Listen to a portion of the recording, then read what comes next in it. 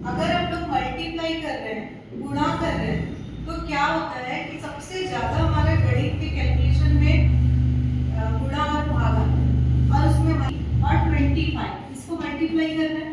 तो जो general rule है हमको स्कूलों में सिखाया जाता है, क्या सिखाते हैं, ये इकाई का अंक है, इसका दोनों से करना, फिर इसका दोनों से करना। तो इसको पहले कर लेते हैं।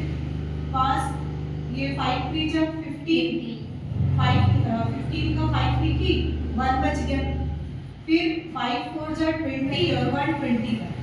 अब यहाँ पे ये 1's प्लेस है जो इकाई का अंक है, यहाँ हम क्रॉस कर देते हैं और उसके बाद फिर दहाई के अंक से करते हैं। तो ये 2 3 जा 6 हुआ और ये 8। अब ये दोनों को प्लस करते हैं। तो ध्यान से देखो बेटा, क्या हुआ कि हमने जब इसको गुणा किया तो पहले तो 5 के पूरे टेबल को पढ़ा, फिर 2 के टेबल में करें और फिर उसको प्लस करें। मतलब एक बार दिमाग लगाए ये स्टेप लिखने के लिए, फिर दूसरे बार इसको, फिर तीसरे बार इसको। तो नहीं चाहते हुए भी 3 बार हमको लिखना पड़ा और कहीं ना कहीं हमारा समय गया।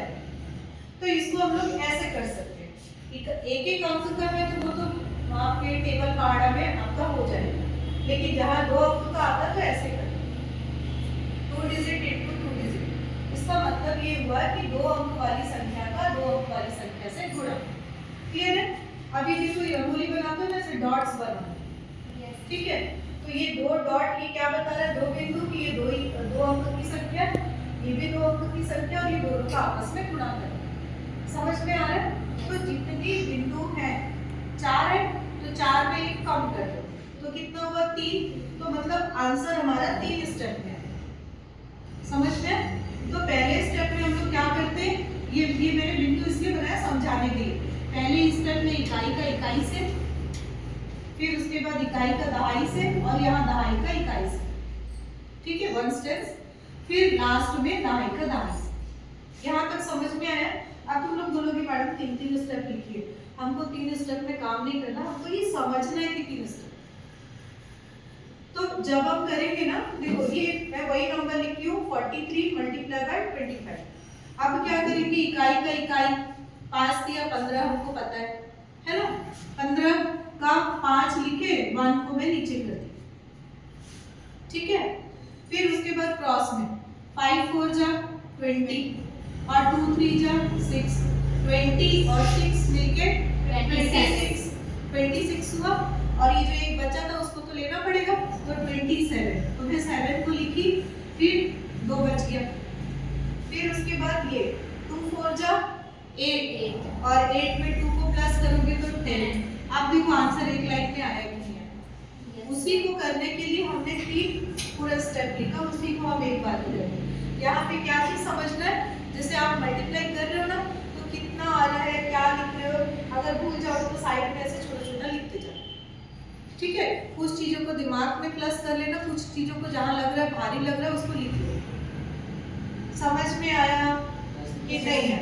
एक क्वेश्चन और देखते हैं, अभी आप लोग खुद करेंगे, बताओ, ठीक। जैसे मैं यहाँ पे लिखी 27 और 22, छोटा नंबर ले लें ताकि इजी जाए। अब बताओ यहाँ पे क्या होगा, हाँ 2 7 जा है ना, ये हो गया 14 का 4 लिखी, 1 बच गया। अब क्या करेंगे, क्रॉस में ये 2 2 जा 4 और 7 2 जा 14। तो 14 में 4 प्लस करो तो कितना होगा, 18 होगा।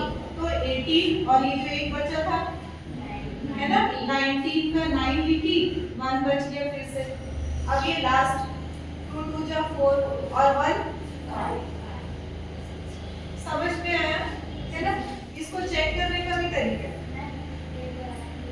वंस मोर, देखो ध्यान से, पहले ना इकाई का इकाई से किए, फिर इकाई का दहाई से, दहाई का इकाई से, ठीक है, और फिर उसके बाद में दहाई का दहाई से। ये दिख रहा है, ये समझ जाना, इकाई इकाई है, हाँ हाँ, ये इकाई का दहाई से और दहाई का इकाई से उनको जोड़ना है। जोड़ने के बाद जो इकाई का अंक रहेगा उसको लिखना है, बाकी को साइड में रख लेना, ठीक है। कैरी, और फिर उसके बाद दहाई का दहाई से। ठीक है, अब यहाँ पे हम लोग वैसे ही करें, 5 तिया 15, 15 का 5 लिखे, एक को मैं नीचे कर दिया, फिर 5 चौक 20 और 2 तिया 6, तो 20 और 6 26 हुआ, एक जोड़े 27, 27 का 7 लिखे, 2 बच गया। ठीक है, फिर ये दहाई का 2 चौक 8 और जो बचा था 10। तो ये हमारा आंसर, क्योंकि अब आगे तो हमारा कुछ नंबर है नहीं, तो जितना आया हम लोग जो कैरी लिए थे उसको प्लस करके आप लिख दीजिए। समझ में आया बेटा? Yes, ma'am. क्लियर है? चलो।